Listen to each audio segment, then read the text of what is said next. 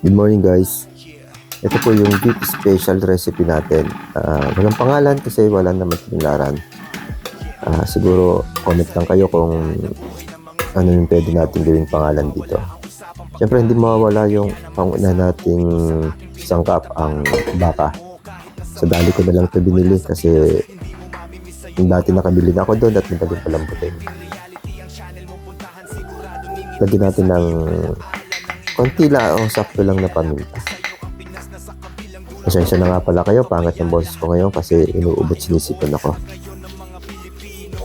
Dagdagan natin ng medyo crack lang na paminta. Yung una kasi natin linagay, durog na durog yun.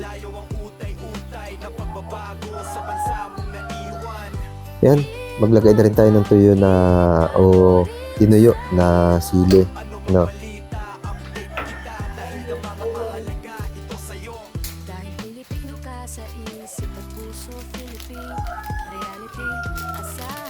Lagyan na rin natin ng durog na bawang. Nabibili lang ito sa mga grocery. Ready to mix na.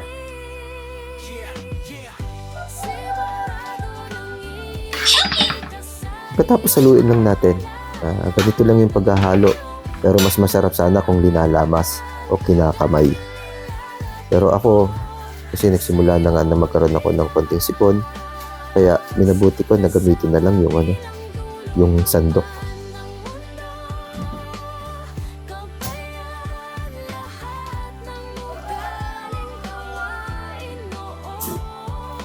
Kaya maglagay tayo ng konting cornstarch para mas mapaganda natin yung texture ng karne. Maglagay na rin tayo ng baking soda. At sa ganun, mas madali nating mapalambot. Ang baking soda kasi mas madali makapagpalambot ng karne. Alam niyo naman ng baka, napakakunat niyan. Yan, bagong-bago na mantika, olive oil. Pinili ko, kahit anong oil pwede, pero ako pinili ko yung olive oil. Para medyo may pagiging sosyal.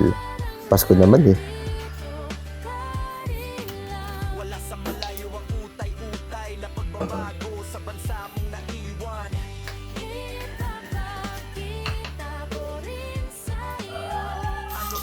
Siyempre, hindi mawawala yung konting-konti na pampalasa para umalat.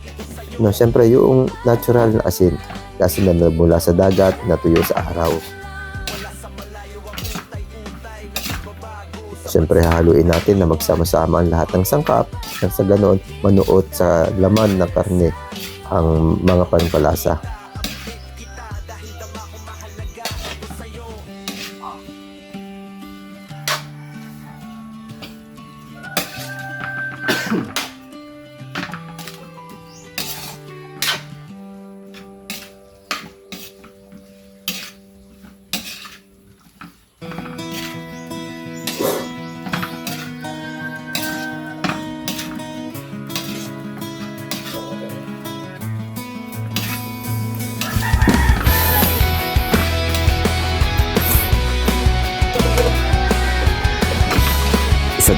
Side muna natin. Lagay muna natin sa isang lalagyan habang tayo gagawa ng iba pang mga gawain para dito sa ating linuluto na ulam. Siyempre, special na beef. Ayan, malinis na ulit yung ating pinaghaluan. Maglalagay tayo ng ordinary na mantika. Siyempre, kanina yung olive oil para social. Ngayon naman, yung mantika, para hindi na mabawasan, baka sabihin nyo masyado ng sobrang social tayo niyan.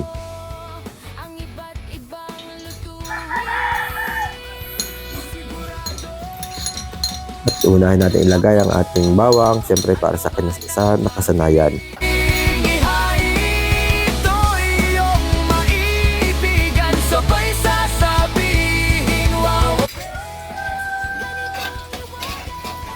Siyempre, halu-haluin natin sa ganun maging pantay ang pagkaluto niya. Hintay-hintay lang natin na medyo kumupis ng konti, na magkaroon ng konting hiya, yung medyo pamumula. Yan, kumukulo na ang ating mantika.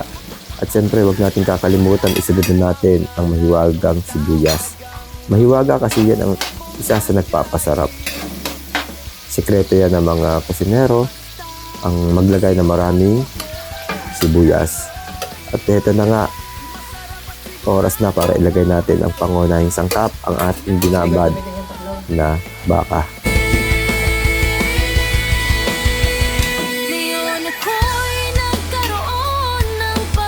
Tuloy lang ang halo at hintayin natin na mapalambot ito.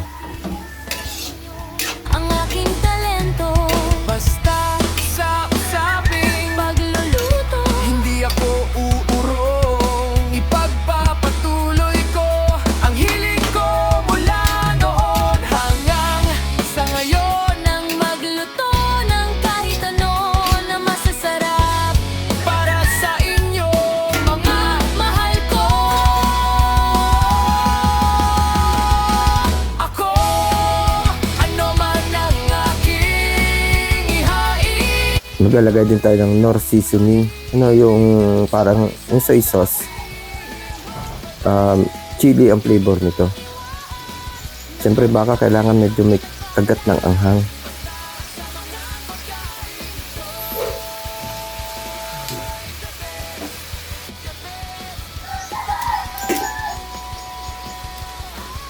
At ito, taktak na natin ng isang plastic na oyster sauce. Diyan natin pasisimulan na palambutin ng ating baka. Wait lang tayo ng medyo may katagalang minuto kasi talagang napakakunat ng baka. Hindi ko nga alam kung itong bakang ito ay lalaki o babae, o ang mahirap dito pag pinagsama yung lalaki at babae, mahirap palambutin ang lalaki. Ikaw ba naman, magkasama kayo ng babae, di ba? Talagang laging, alam mo na. Mga kulturang naiwan, Philippine reality ang channel mo puntahan. Sigurado ngingiti ka sa iyong alaala ng iyong nakaraan, dahil ilalapit ko sa iyo ang Pinas na sa kabilang dulo ka man ng mundo, kabayan. Lahat ng ugaling gawain noon at ngayon ng mga Pilipino, ipakikita ko sa iyo. Yan na nga, sinasabi ko, lalaki at babae ito eh. Kaya takluban na lang natin para lumambot. Siyempre, bubuksan din natin yan maya-maya at tatakluban uli at bubuksan uli. Ganyan lang talaga ang pagluluto. Ano mang balita, update kita, dahil na mga mahalaga ito sa'yo. Dahil Pilipino ka sa isip at puso, Philippine reality. Asahan mo iyo, itong kaibigan, at maghahatid ng mga alaala, kultura at higit sa lahat, mga nangyayari. Yeah. Sigurado nangingiti ka sa iyong alala ng iyong nakaraan, dahil ilalapit ko sa iyong Pinas. Nasa kabilang dulo pa man ng mundo, kabayan, lahat ng ugaling gawain noon at ngayon ng mga Pilipino, ipakikita. Yan na nga mga kaibigan, medyo namumula-mula. Nalagyan natin ng budbudan natin ng katawan ng celery. Ang katawan lang muna, saka na natin nilagay yung tangkay, yung dahon. Ipapakita ko rin sa iyo. Ano mang balita, update kita, dahil dama ko mahalaga igit sa'yo. Parang nandito ka rin lang. Wala sa malayo ang utay-utay na pagbabago sa bansa mong naiwan. Ipapakita ko rin sa iyo. Ano mang balita, update kita, dahil dama ko mahalaga ito sa'yo. Parang nandito ka rin lang. Wala sa malayo ang utay-utay na pagbabago sa bansa mong naiwan. Ipapakita ko rin sa iyo. Ano mang balita, update kita, dahil dama ko mahalaga ito sa'yo.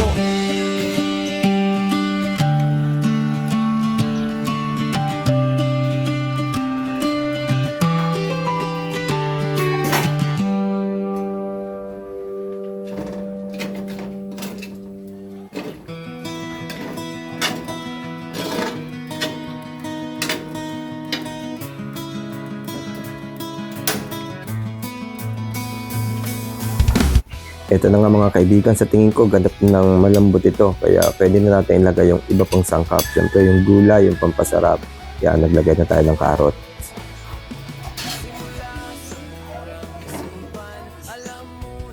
Ang hilig na aking tatahakin.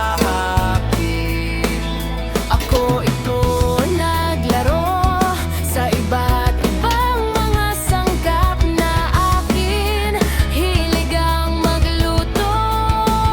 Hindi man chef akong tawagin, Pero nasa puso at isipan ko ang iba't ibang lutuin. sigurado ako. Ano man ang aking ihain, ito iyong Naisipan ko din na haluan natin ng konting pipino. Yan, ginedgeto ng pahaba para mas magandang tingnan. Kung pinagpala, basta sa mga pagkain, ito the best.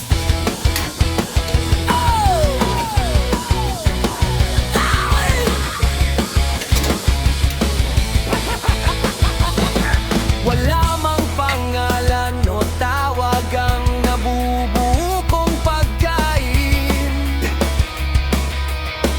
Basta sigurado ako, ito'y masarap at siguradong hanapin.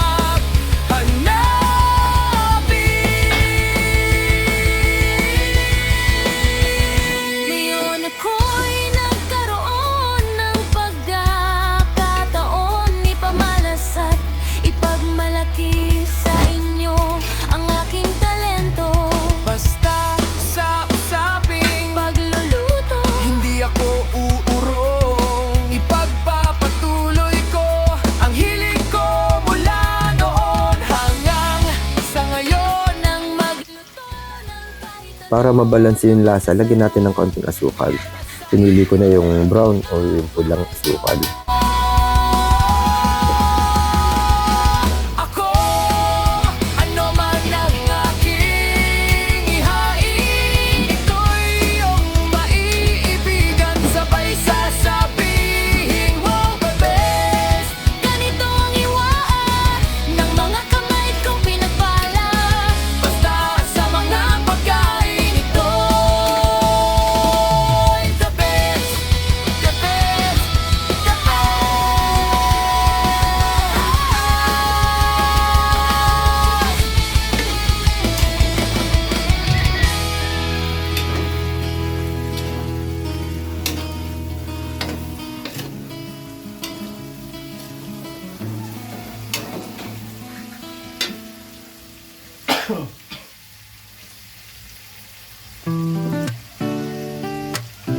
Yeah. Yeah. Yeah. Yeah. Mula sa realidad na buhay ng mga Pilipino, hindi mawawala ang usapang pagkain. Kaya naman kasama ko ito sa aking pinakita para maalala mo kahit nasa malayo ka at wala sa Pinas, hindi mo mamimisa yung mga kulturang naiwan. Philippine Reality ang channel mo puntahan, siguradong ngingiti ka sa iyong alaala ng iyong nakaraan dahil ilalapit ko sa iyo ang Pinas na sa kabilang dulo ka man ng mundo kabayan. Lahat ng ugaling gawain noon at ngayon ng mga Pilipino ipakikita ko sa iyo.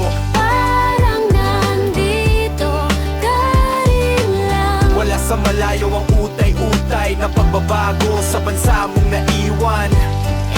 Ipapakita ko rin sa'yo. Ano mang balita, update kita dahil ang mga mahalaga ito sa'yo. Dahil Pilipino ka sa isip at puso, Philippine Reality. Asahan mo iyo, itong kaibigan at maghahatid ng mga alaala, kultura at higit sa lahat mga nangyayari. Yeah, yeah. Sigurado nang ngingiti ka sa iyong alala ng iyong nakaraan dahil ilalapit ko sa iyong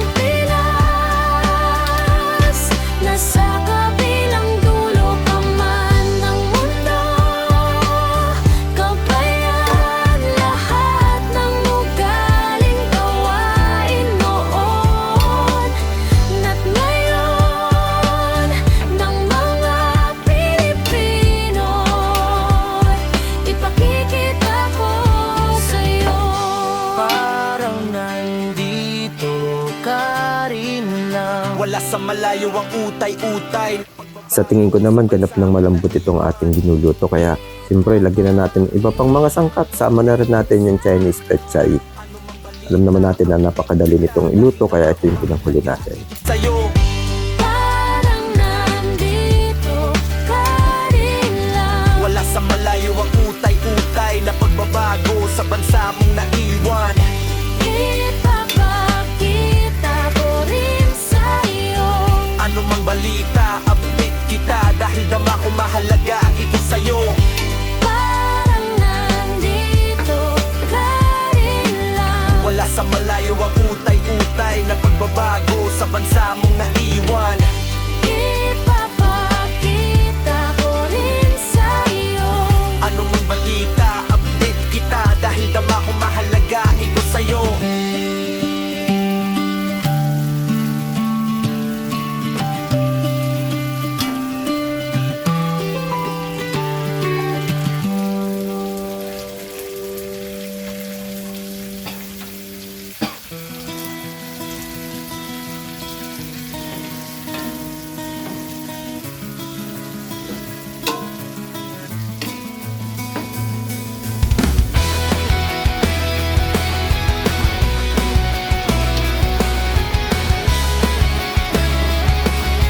Siyempre, yung mga linagay natin na Chinese pechay, yan yung mga tangkay. At ngayon, ilagay na rin natin yung pinakadulo ng dahon. Kasama na rin yung ating celery, yung dahon ng celery. Isama na rin natin yan kasi yan yung mga malalambot, madaling maluto. At hindi natin ito masyadong patatagalin sa apoy.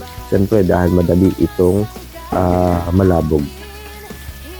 Ang magluto, Hindi man chef akong tawagin, pero nasa puso at isipan ko ang iba't ibang lutuin. sigurado Ako, ano man ang aking ihain, ito iyong maibigan. Sabay sasabihin, wow, best. ganito ang iwaga ng mga kamay kong pinagpala. Basta sa mga pagkain ito, it's the best.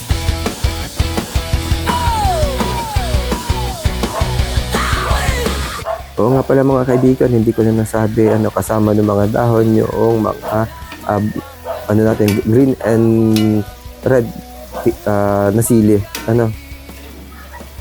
Ayan. So ngayon, okay na to. Tapos na to. At ready na para hanguin at ihain sa mga bisita natin. Okay na ang ating recipe na special na VIP. Kayo na lang mag-comment para mabigyan natin ng pangalan kung ano ba ang magandang itatawag natin dito. Okay mga kaibigan, maraming salamat. Please subscribe and pindutin lang nyo ang bell notification para lagi tayong updated sa lahat. Yan, sinama ko na rin ng konti pa soy sauce at syempre ang panghuli mga kaibigan. Ahanguin na lang kasi natin patay ng apoy ang lemon. Ang oyster at ang lemon na ilinagay natin panghuli, patay na po ang apoy. Yan.